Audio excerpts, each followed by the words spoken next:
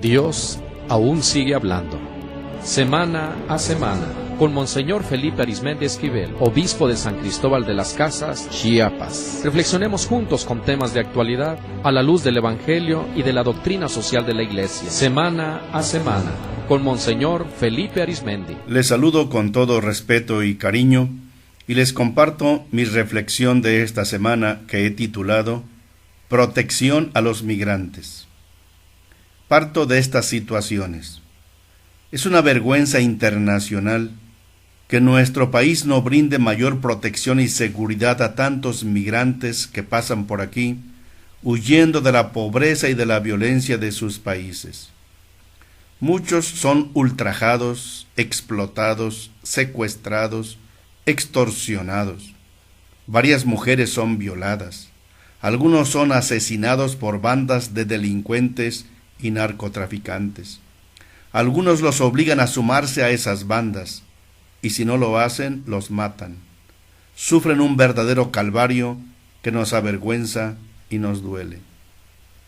En días pasados, a orillas de la comunidad Pacalná, una colonia de la ciudad de Palenque, 2 mujeres hondureñas fueron macheteadas y asesinadas por criminales que iban en el mismo tren donde se suben los migrantes que carecen de recursos para atravesar el país sin pagar ese transporte, en su ilusión de pasar a Estados Unidos. Esas mujeres habían denunciado 2 días antes las extorsiones de que eran objeto. De alguna forma se enteraron los de la banda criminal, las identificaron, hicieron que se detuviera el tren, las bajaron y a sangre fría las machetearon en el rostro y con un tiro las mataron. La gente no viaja por curiosidad o por turismo, sino por necesidad. En sus países de origen no encuentran formas de mejorar sus condiciones económicas, sufren la violencia de los maras, tienen deudas enormes que no pueden pagar, y en su desesperación, a pesar de que saben los peligros a que se exponen al pasar por territorio mexicano, se arriesgan y muchos no llegan a su destino. Otra cara del problema son los migrantes nativos de nuestro estado que salen, por ejemplo, a Playa del Carmen, a Cancún, en Quintana Roo, o al norte del país y al extranjero, buscando alternativas a su pobreza, porque los recursos locales les son insuficientes.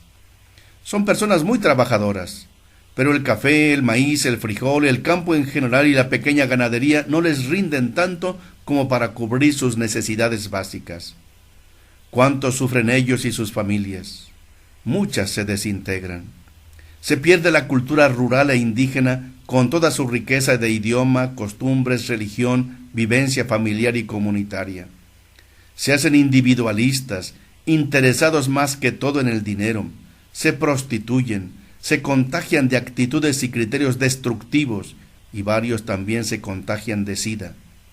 Cuando regresan a sus comunidades se sienten extraños, critican a sus mayores y a sus paisanos, quieren contaminar a otros jóvenes de costumbres inmorales, se quieren hacer aparecer como grandes y triunfadores solo porque usan celular, aretes, peinados extravagantes, playeras con letreros en inglés, y se drogan para sentirse fuertes.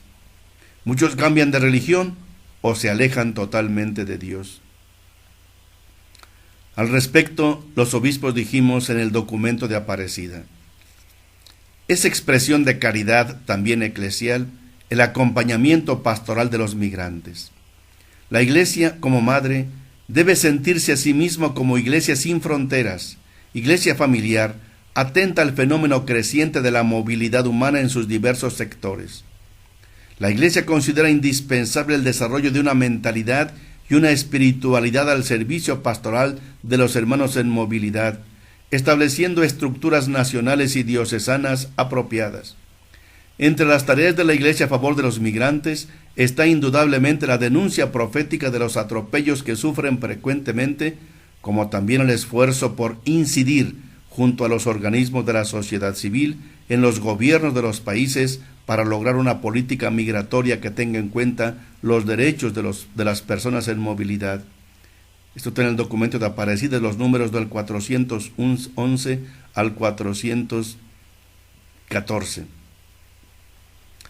Desde hace tiempo se ha propuesto que se dé a los migrantes algún documento que les permita pasar por el país de una forma segura, sin estar expuestos a los polleros y a las bandas del crimen organizado.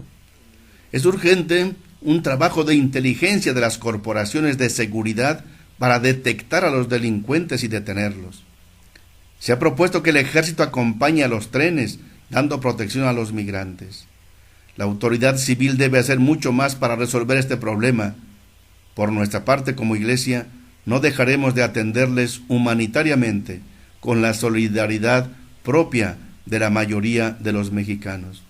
Que Dios nos ilumine y nos ayude para atender adecuadamente este grave problema de la migración. Dios aún sigue hablando, semana a semana, con Monseñor Felipe Arizmendi, con temas de actualidad, todos los miércoles por esta misma emisora, semana a semana, con Monseñor Felipe Arizmendi Esquivel, obispo de San Cristóbal de las Casas, Chiapas.